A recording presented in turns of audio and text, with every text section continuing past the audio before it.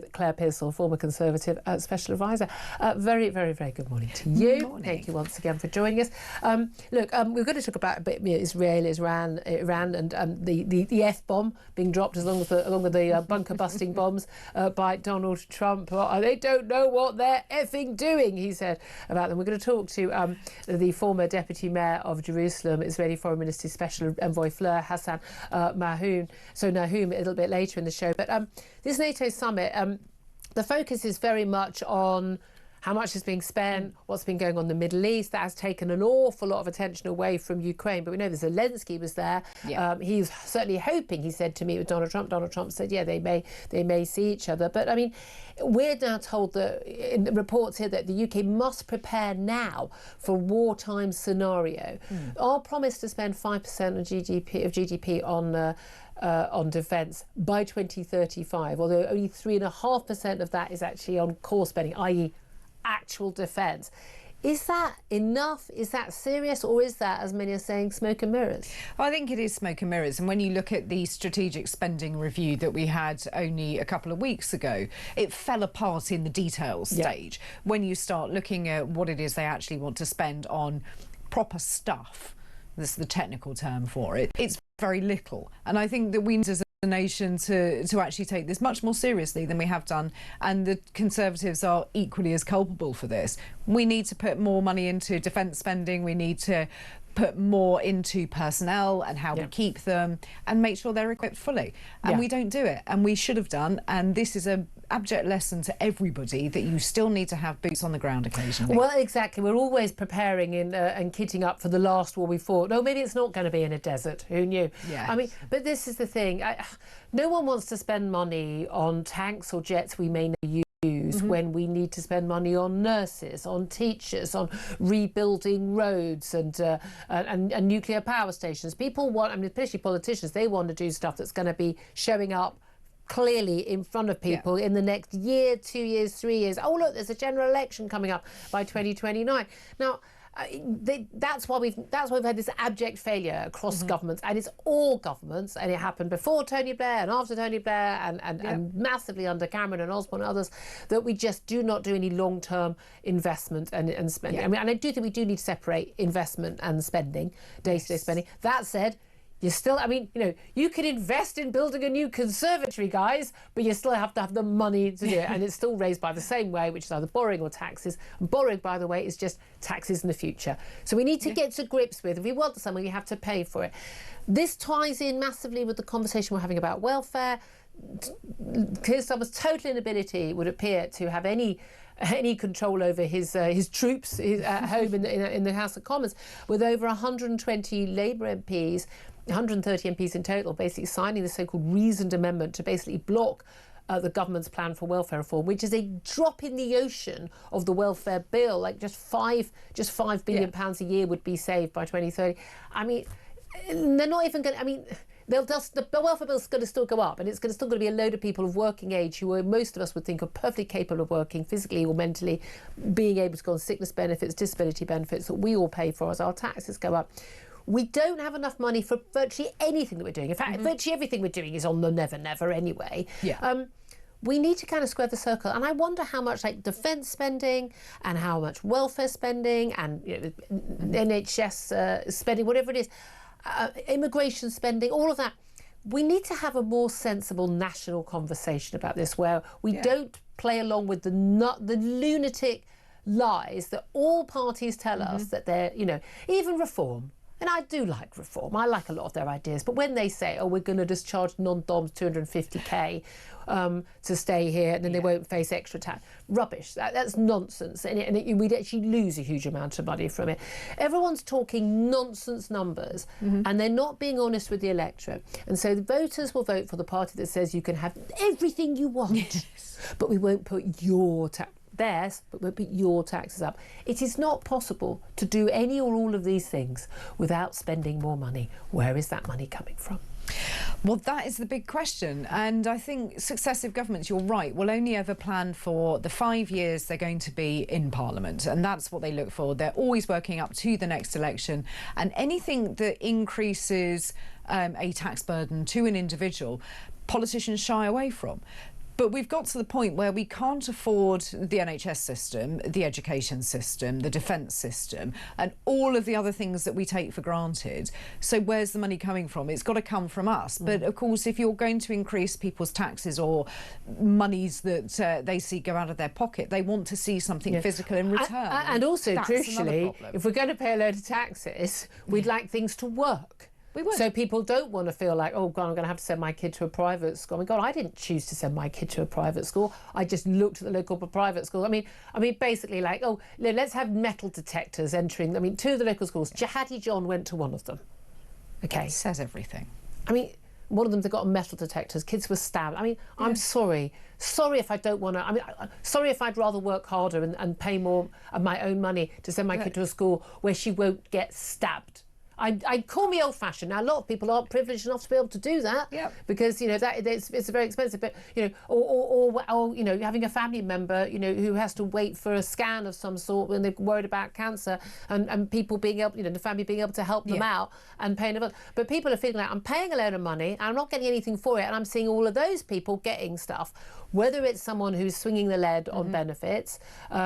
And yes, it is on the grand scale. We do not have more sick and disabled people than any other Western country, which is what our welfare statistics tell us. 1,000 more people a day signing up to sickness and disability benefits. A day. It's mad. It's unsustainable. And we've got a whole load of Labour MPs who will not wake up to that. We've got a whole load of, frankly, Tories who don't wake up to that because they allowed it to happen on their watch. We need a reckoning. We need a full wake-up call, like, you know, we need to spend money on defence. We're going to have to free up that money. We are going to have to start paying more of our taxes towards the stuff that we really do need, which we may not need to use, but you only don't need to use it because you've got it. Yes. I mean, there's all these, you know, but I just think we've got such a muddled... People who run government the last 34 years are muddleheads, and they don't think things through. They don't spend money on the big stuff like building reservoirs and nuclear power stations and gas power stations and building up our military so we can deter attacks and be a serious, you know, have a serious say in the world. We don't do any of the sensible stuff, but we, again, spaff money up the wall on stuff that we shouldn't spaff money on the wall. We do, and I think people would understand it. And unfortunately, I think it's going to take a major event for people to understand the defence threat against us. And we've seen it before when we've had attacks in this country. As horrendous as they are, everybody comes together and everybody says, what can we do to support our armed forces personnel? What can we do as a nation? And everybody comes together, and that's fantastic. But it takes a really big event for that to happen. I think if people saw that their roads were fixed, their trains ran on time, they could get a bus when they wanted to, they might be could slightly afford better. To get a train. Yeah, they might be slightly more car. open about it. Yeah, I do. Well, it's interesting. And you know, Scandinavian countries, they pay way higher taxes, but they don't complain about it because they've got very good public services. Yeah, they do. You can get your kid into a nursery. You can have a school that your child doesn't get stamped out. And the education's that's good. why people start getting resentful of things like the channel migrants, who, you know, the amount of money, the billions we're spending. I mean, it is billions and billions on housing people who have no right to be here, who will probably never be deported, who have who just no claim to be in this country, and who we're going to be stuck with. And by definition already illegal. They committed a crime in entering this country illegally, and they paid people smugglers. God knows where they're from. As we're already seeing, the creeping up in the crime statistics, violent crimes, sex assaults from people who have arrived in this country from very different cultures, and particularly bad when it comes from illegal migrants. Certain countries we are seeing a massive spike in terms of the chances of them committing serious crimes. Again, wake-up call. Oh, but you're all bigoted and awful if you say it. But you know, but also the illegal working. So, front page of the Sun newspaper all this week about these small boat migrants, channel migrants. They're in asylum hotels.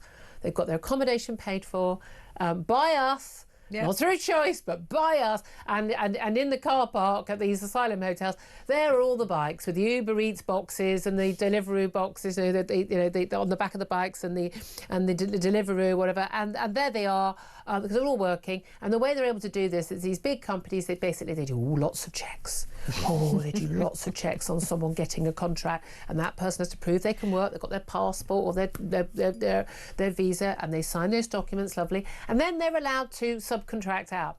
And so they're paying for literally a bank account 40 different people could be on that same account effectively, riding around, taking those orders. They know it's happening. They allow it to happen. They're not making any checks. You have a legal duty as an employer to check that the person who's working for you is legally allowed to do so. God, when I first hired a nanny, I was political editor of a national newspaper, best candidate. Oh my God, she was off the scale, amazing. And I said, I'm going to need to see a copy of your passport to I could know that you're in the EU. And then she admitted that she wasn't from the country, from the EU, that she said she was. As it was, an Irish nanny. Hope that's okay with everybody. But I said, I can't employ you. You're illegal. You shouldn't be working. No one should be employing you here. You haven't got a right to work here. But these guys, they are making, we're told, serious money. But this is the crackdown the government has announced. The crackdown is only after the Sun put it on the front page, even though they must have known it was happening. B, it's they're going to arrest us delivery drivers. Oh, what are you going to do with them? What are you going to do with them? Do you think they'll go to court before they're going to be deported? And what's going to happen to them? And then they're going to seize their bikes. Do you think they bought their bikes? Do you think they bought their bikes, really? No. No, what they actually need to do is go after the employer, and there should be a severe penalty for the employer. 50 grand per employee. Oh, yeah. Easy. Minimum first time, doubles the second time. Otherwise, they lose their trading licence. Yep. But it's really simple. Except the same thing with the vapes. We've discussed so many times, like the vape. Oh, what do we do about the vapes? Well, they're selling them to underage kids. Well, they're not allowed to. Exactly. So every pub I ever worked in, the landlords would just do not serve them alcohol. Yeah. I'm going to lose my sodding licence. Exactly. They are absolutely... Now, I know, having had a teenager, I'm sure you having a teenager as well, there are apparently pubs that are remarkably relaxed. But anyway, show us some fake ID that we know is fake, but we'll all play along. We think we've covered ourselves.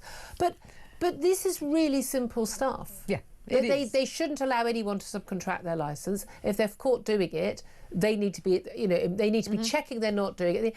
Also, if you're paying someone the equivalent of 40 different delivery riders money a month, I think you know what you're doing. You do, and I've obviously worked at the Home Office where we did enforcement raids on restaurants. It's like two a month, the whole country. On restaurants that were employing illegal workers. And we used to have a scheme where it wasn't very much. I think it was like a £2,000 fine or something like that, which was no deterrent. And what are the chances of getting caught? We upped it to 20,000 and then 50,000. And strangely, those levels of crime went down. It did, yeah. There were still some that were not paying attention. But for every crime, whether it's shoplifting, whether it's burglary, whether it's employing illegal workers, any deterrent is only there if people think there's a high chance that they are going to get caught. Exactly. That's why when you know there's a speed camera, you make sure you're at that right speed because you think you're going to get caught. Yes, because clearly you never speed at any other time, and why would anyone do that? Oh yes, I have to drive at 19 miles per hour on a major road near my home. With no one on it. Madness, absolute madness. At 3 in the morning. Let's also talk about the climate change report. Yes. Climate Change Committee is an independent committee. It's people appointed, the great and the good, who have no more qualification, most of them, in climate science than I have. Yeah. And I have none. I have the same qualification in climate science that the Environment Secretary has, the Energy Secretary has, in charge of all this stuff. Wonderfully. I mean, it's just wonderful, this report, because it basically says, there are more people than ever with the electric vehicles and more people than ever getting these awful heat pumps. And, of course, it's gone up by a tiny amount. People are not buying these things because they're bloody awful and they're overpriced. And they don't want to use them. But what they have said to the government, the Climate Change Committee, is they need to lower electricity prices because it's too expensive for people to run an electric vehicle. Also, this point, it's got no resale value. And it's too expensive for people to run heat pumps. So they're getting a heat pump. It costs much more. But because electricity prices are higher than gas prices, it's a problem. But given that the Climate Change Committee is pushing net zero policies, and net zero policies push up electricity prices, they're now telling the government to cut electricity prices. I mean, you couldn't make this stuff up. I mean, we've had these conversations so many times, and this is just so utterly ridiculous.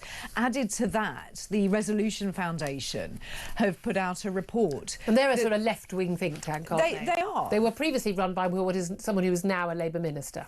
But they are suggesting that EV users. So anybody with an electric car is actually going to be draining more out of the grid. So even if you reduce the price, you're going to push it up for other people. So if you're living in your 6-bed mansion and you've got your electric car on charge outside, somebody in a 1-bedroom flat down the road, their electricity price is going to be higher because of the demand that is needed. You know, everyone's switching their kettles on and they're putting their TVs on, so there's a price surge. So the person is funding it is that person in a 1-bedroom flat who cannot afford an EV, even if they wanted one, or a car themselves, funding the lifestyle for those. But I've never understood why people who can afford an electric vehicle, by definition, a more expensive car. Most people I know who've got them, it's their second car.